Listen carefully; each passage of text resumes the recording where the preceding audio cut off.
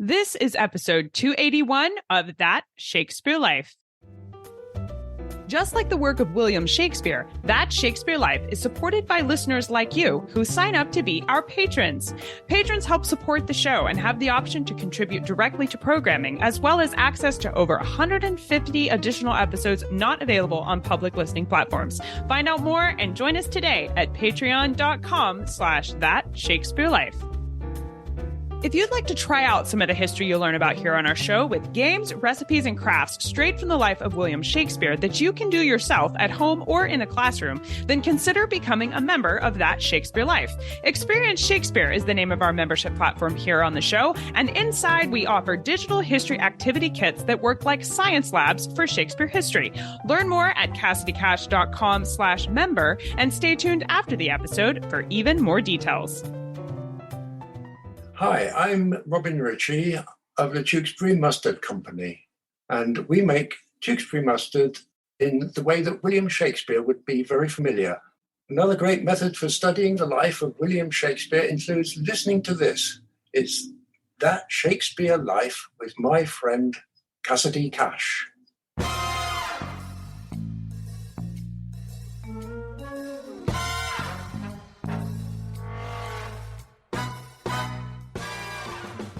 Sweet is the adjective most frequently used about Shakespeare, as if there was something sweet about his personality. Welcome to That Shakespeare Life with Cassidy Cash. Cassidy believes that if you desire to successfully learn or perform Shakespeare's plays, then understanding the real life and history of William Shakespeare himself is a must. That Shakespeare Life is the podcast that helps you go beyond the curtain of some of Shakespeare's most iconic works and explore the world of early modern England as Shakespeare would have lived it, learning from the writers, historians, and performers who know it best. And now, here's Cassidy. When we look back at the study of Shakespeare's plays, the question always comes to mind about how much we can know about the actual William Shakespeare from the pieces of artwork, plays, and even legal documents that survive about his life. No one has done more study of the plays of William Shakespeare, nor understands more about his life in turn of the 17th century England than our guest today, Stanley Wells. Stanley joins us today to share about his latest book, answering the question, what was Shakespeare really like? Sir Stanley Wells is Commander of the Order of the British Empire, Fellow of the Royal Society of Literature, and is former life trustee. He is also former chairman of the Shakespeare Birthplace Trust and has published extensively on Shakespeare, his plays, including multiple editions of Shakespeare's works for Cambridge, Oxford, and Penguin Shakespeare.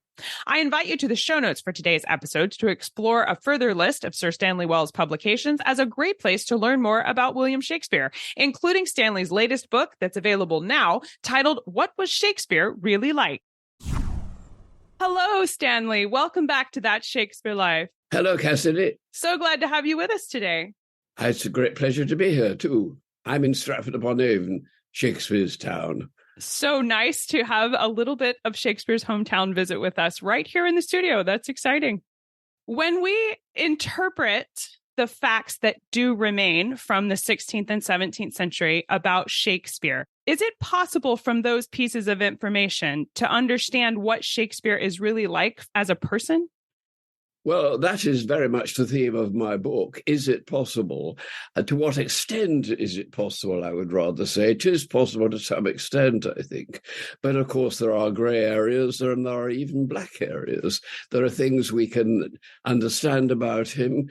We have reports about him from his friends, We have very little by way of attack on Shakespeare. He seems really to have been quite a popular man. Oddly enough, the first printed reference we get to Shakespeare is the only one that's particularly adversarial.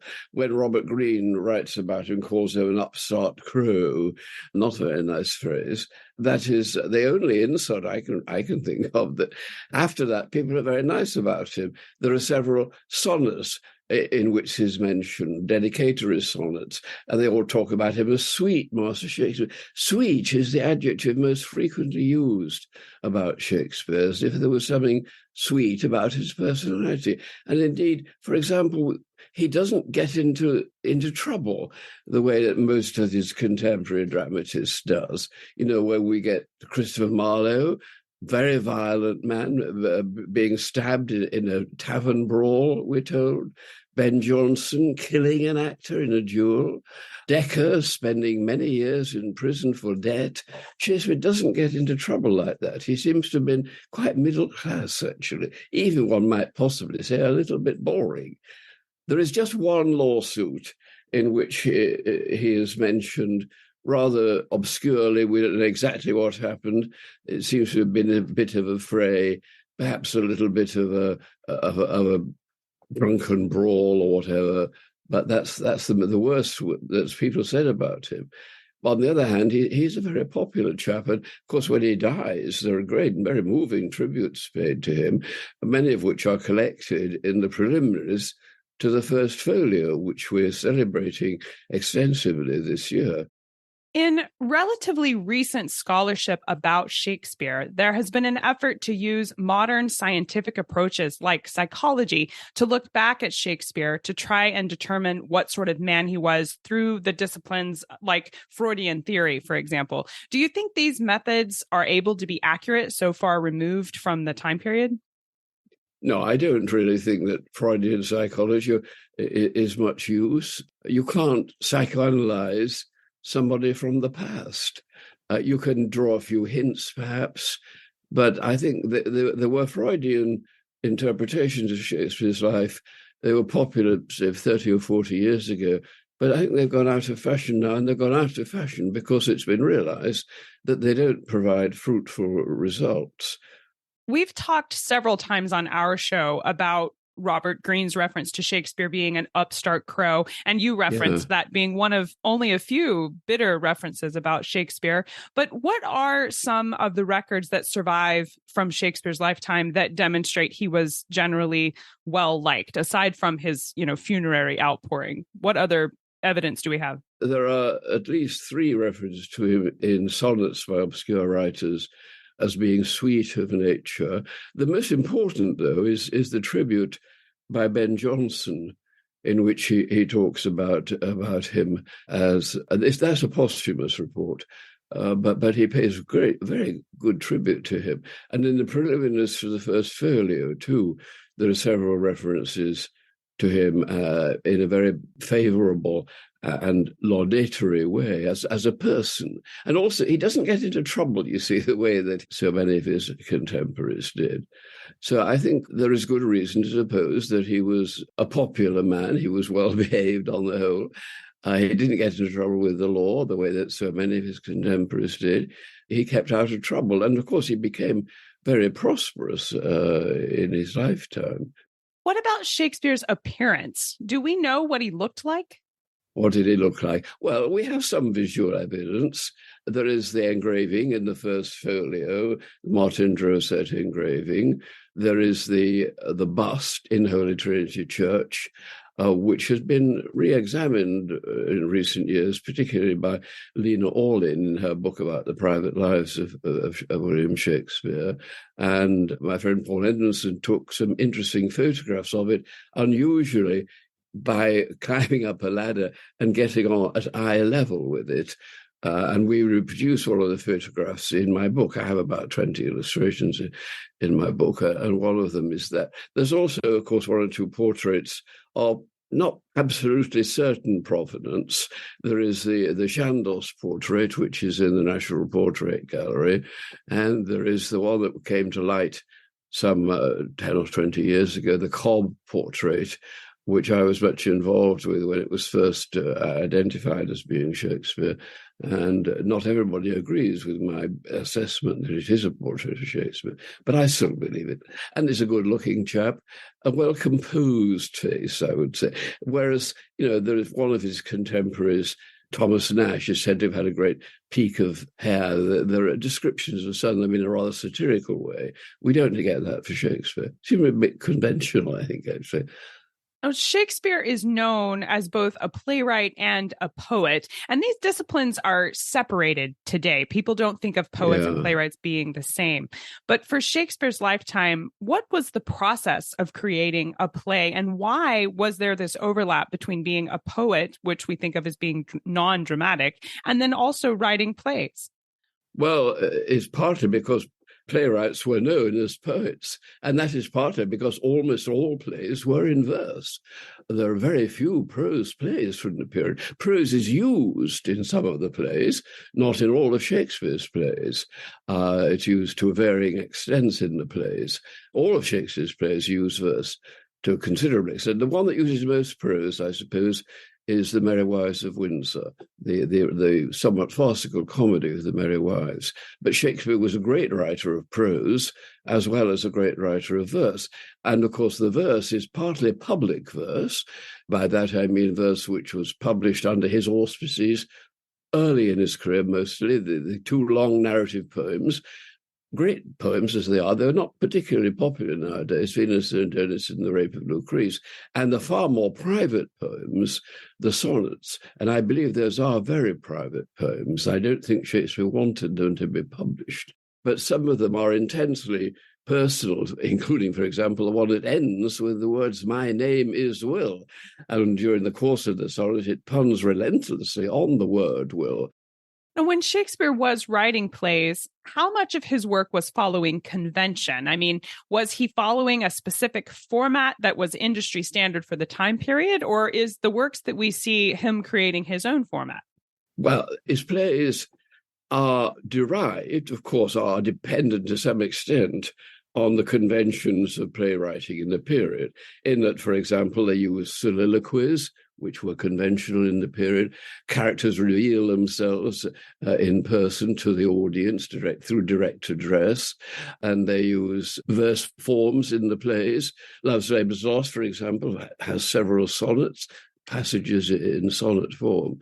So Shakespeare was a member of the playwriting fraternity, depending to some degree on the conventions of the period. But because he was also an intensely original writer, he broke away to some degree from those conventions, which is why his plays have the degree of originality and the staying power that they have. They're not just any old Elizabethan play.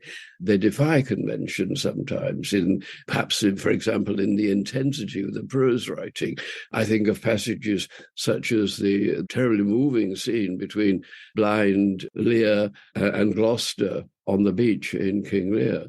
These are not by any means easy conventional writing. Stanley writes in his book that Shakespeare was, quote, notoriously fond of puns and wordplay, end quote. Stanley, what are we able to tell from Shakespeare's comedy plays about his sense of humor? Well, in the first place, let's say that the puns are not confined by any means to the comedies. He uses serious puns quite often, not simply in order to raise a laugh, but sometimes very bitter puns. I think we can tell. One of my chapters in my book is devoted to his sense of humor, what made Shakespeare laugh. And with no doubt, one of the things that made him laugh was verbal humor, but also a visual humor, the humor that we get with, for example, the interview in was probably his first play, The Two Gentlemen of Verona, the scene with Lance and his dog, which depends partly on the presence on stage of a dog. Not very common in the plays of any period, I would think. He had a very keen sense of humour, dependent partly on wit. You get the great love combats, if Love's Labour's Lost, or in Much Ado About Nothing between Beatrice and Benedict, for example, but also up comedy of situation when, for example, in Much Ado About Nothing, when Beatrice and Benedict separately overhear themselves being talked about and come out of hiding, when Beatrice comes out of hiding and speaks, interestingly, a sort of sonnet, a partial sonnet. What fire is in mine ears, she says as she comes out of hiding, after her friends have been talking about her in a way that makes her realize that Benedict is in love with her. It's very subtle and very amusing, witty scene. Well, in addition to reading the rest of your book and exploring it further, which we will place a link to in the show notes for today's episode, what are some of your favorite books and resources you can recommend we use if we want to learn more about what Shakespeare was really like? Well, there are the biographies. I think the best biographies are those of Sam Schoenbaum. S. Schoenbaum, as he always published as, the documentary life and the compact documentary life. They're somewhat dated now, perhaps, but not much has been discovered in the meantime. Much more recently, there is the book by Lena Alden that I referred to, The Private Life of William Shakespeare, which is mostly concerned, I would say, with his relatives and his environment, with his Stratford environment. Those are two of the books, at least, that I would be happy to recommend to anybody to read if they wanted to know more about Shakespeare. We will place links to both of these books in the show notes for today's episode, along with a direct link to Stanley's latest book, What Was Shakespeare Really Like? All in the show notes. So stay tuned for the URL to find that.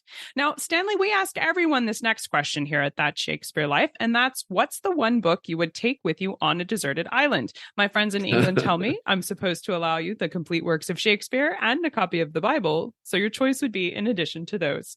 Yeah, well, I think about this. I think over the years, one of the books that has meant most to me is the collected letters of John Keats. Keats was a great reader of Shakespeare, a great fan of Shakespeare, and a deep understanding. He writes better about Shakespeare than most people do.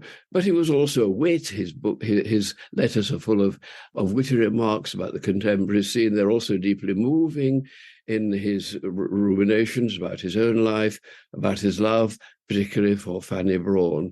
I think Keats's letters would be a jolly good book to have if one had only one book in sight. I think that's an excellent selection for your desert island book. So what's next for you? What are you working on now that you're excited about? That's a secret.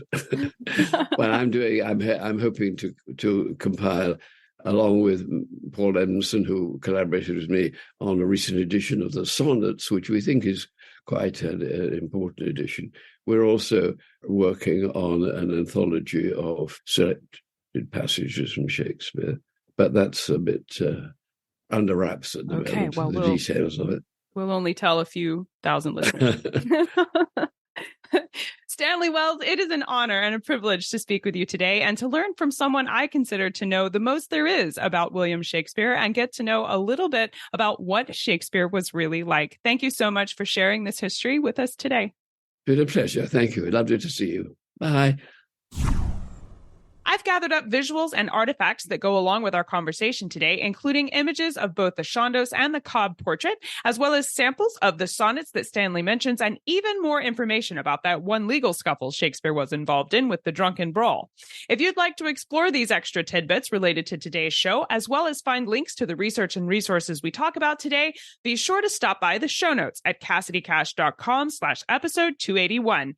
That's CassidyCash.com/EP281.